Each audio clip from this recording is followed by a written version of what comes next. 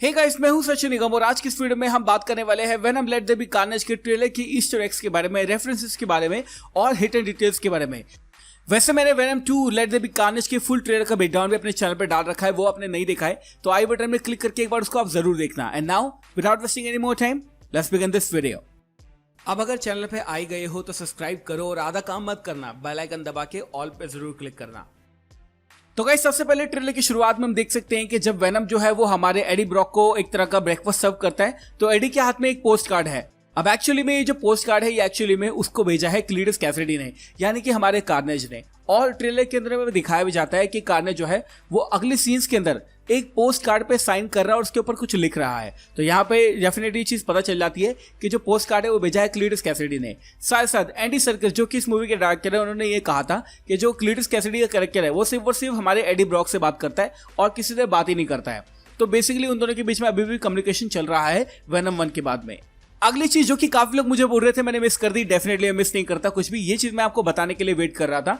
अगले सीन में देख सकते हैं कि जैसे ही हमारा जो एडी ब्रॉक है वेनम के साथ में आता है मिस चैन के स्टोर में, तो वहां पर वो स्टैन ली की कॉमिक को फ्लिक करता है। ये ऑब्वियसली एक रेफरेंस है हमारे स्टैन ली का।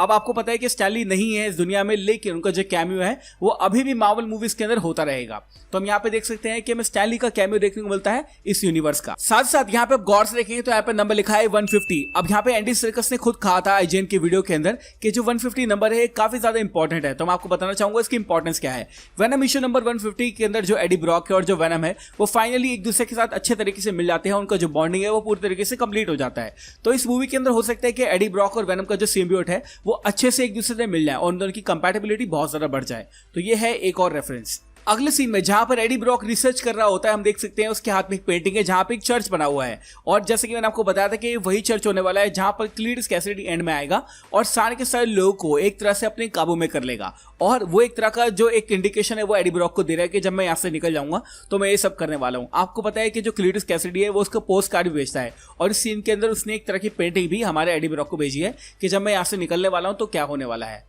और ऐसा भी हो सकता है कि ये उस ऑर्फनेज का फोटो हो जहां पर हमारा क्लीटस कैसिडी बड़ा हुआ था, जिसके बारे में मैंने अपने ब्रेकडाउन वाले वीडियो के अंदर बात की है। अगले सीन में बहुत सारी ईस्टर एग हम देख सकते हैं। यहाँ पे हमें एक पुलिस ऑफिसर दिखाया जाता है जिसका फिल्म के अंदर नाम है मिलिगन। अब अगर कॉमिक्स की बात करें तो ये जो बंदा है ये टॉक्सिन नाम का सिम्बियोट बन जाता है। मूवी के अंदर ऐसा होगा या नहीं होगा we have no idea, but definitely यहाँ पे जो कैरेक्टर है काफी ज्यादा अच्छा मुझे लग रहा है। और एंडी सर्कस ने ये कहा था कि ये एक्टर जो है इस मूवी के अंदर काफी अच्छा रोल करने वाला है। तो फर्स्ट ऑफ ऑल इस कैरेक्टर का नाम है मिलिगन जो कि बनता है हमारे कॉमिक्स के अंदर टॉक्सिन नाम का सिम्बियोट। सेकेंडली उसके पीछे अगर आप देखेंगे तो यहाँ पे लिखा है वांटेड का पोस्टर, उसके नीचे लिखा है ई लार्सन। ये एक्चुअली में एक रेफरेंस है एरिक लार्सन के ऊपर जो कि वेनम की कॉमिक को और स्पाइडरमैन की कॉमिक को डिजाइन करते हैं। तो ये बहुत ही अच्छे कैरेक्टर हैं और बहुत ही ज्यादा अच्छे एक तरह के आर्टिस्ट हैं। आप आराम से इनको गूगल भी कर सकते हैं। तो एरिक लार्सन जिन्होंने वेनम का डिजाइन किया था उसका रेफरेंस हमें देखने को मिल सकता है, एक ईस्टर एग देखने को मिल सकता है।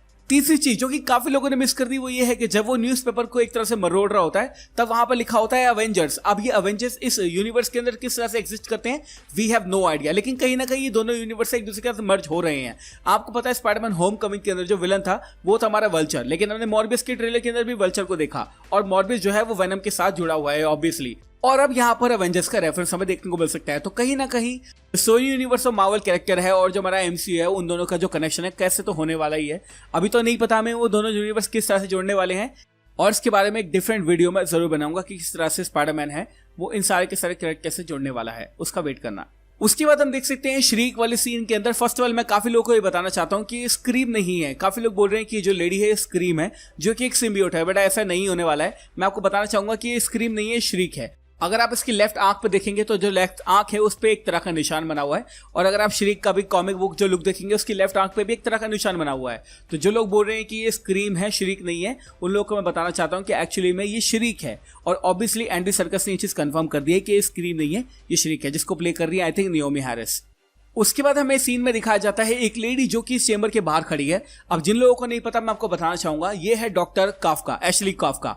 अब इसके बारे में थोड़ा सा आपको बताना चाहूंगा। हमारे अमेजिंग स्पाइडरमैन 2 के अंदर इलेक्ट्रो को जो टॉर्चर कर रहा होता है बंदा वो भी एक्चुअली में डॉक्टर काफ्का था और ये भी दोनों ही है, सेम कैरेक्टर है, बट वो यूनिवर्स दूसरा था और ये यूनिवर्स दूसरा है। एक्चुअली में एक ऐसी लेडी है, ऐसी डॉक्टर है जो सबको हील करना चाहती है, एक अच्छी डॉक्टर है, कोई किसी पर अत्याचार नहीं करती। लेकिन अमेजिंग स्पाइडरमैन 2 के अंदर हम देख सकते हैं रेवन क्रॉफ्ट जो एक तरह का मेंटल इंस्टीट्यूट था उसके के अंदर भी डॉक्टर काफका था, लेकिन वो सब पे एक तरह का एक्सपेरिमेंट करता था, लेकिन यहाँ पे ये लेडी किसी पे एक्सपेरिमेंट नहीं करने वाली है। और ये एक तरह का कॉमिक बुक रेफरेंस है, क्योंकि उस कॉमिक के अंदर भी, वेनम की कॉमिक्स के अंदर भी और स्पाइडरमैन की कॉमिक्स के अंदर भी ये लेडी काफी अच्छी थी, और ट्रेलर के अंदर भी ये लेडी हमें देखने को मिलती है, और मेरे हिसाब से ये भी कोई टॉर्चर वगैरह नहीं करने वाली है।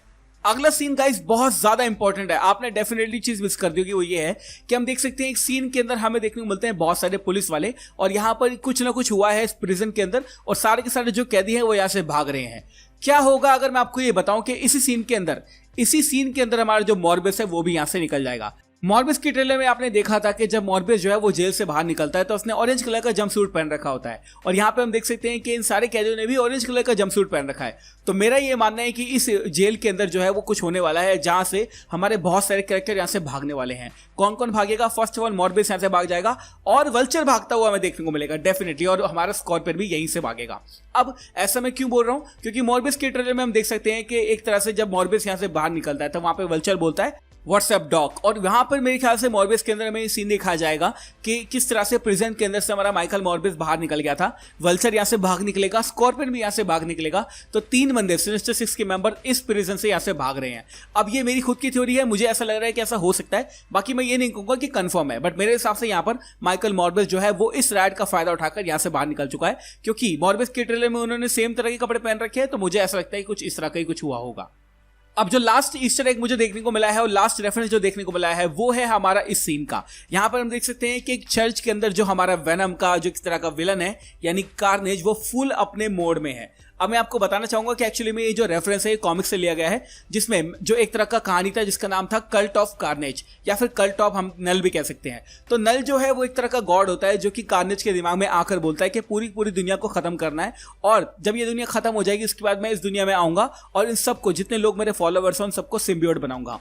तो जो कार्नेज है उसके दिमाग में ये चीजें घुसती रहती है, मतलब उसके दिमाग में एक आवाज आती है जो कि उसको मारने के लिए बोलती रहती है, और इसलिए जो कार्नेज है इतना ज्यादा खतरनाक है। तो आप देख सकते हैं कि इसका जो कवर है वो बिल्कुल सिमिलर है उसी कॉमिक से, जहां पर हमें पीछे नल देखने को मिलता है और आगे कार्नेज देखने को मिलता है। तो ऐसा हो सकता है गाइस इस मूवी के अंदर जो कार्नेज है वो बिल्कुल सही हो, लेकिन उसके दिमाग में नल का जो आवाज है वो बार बार आ रहा हो और वो उसको मारने के लिए बोलता हो, और इसी तरह से जो कार्नेज है वो सब लोगों को रिक्रूट कर लेगा और कल्ट ऑफ कार्नेज बनाएगा या फिर कल्ट ऑफ नल बनाएगा।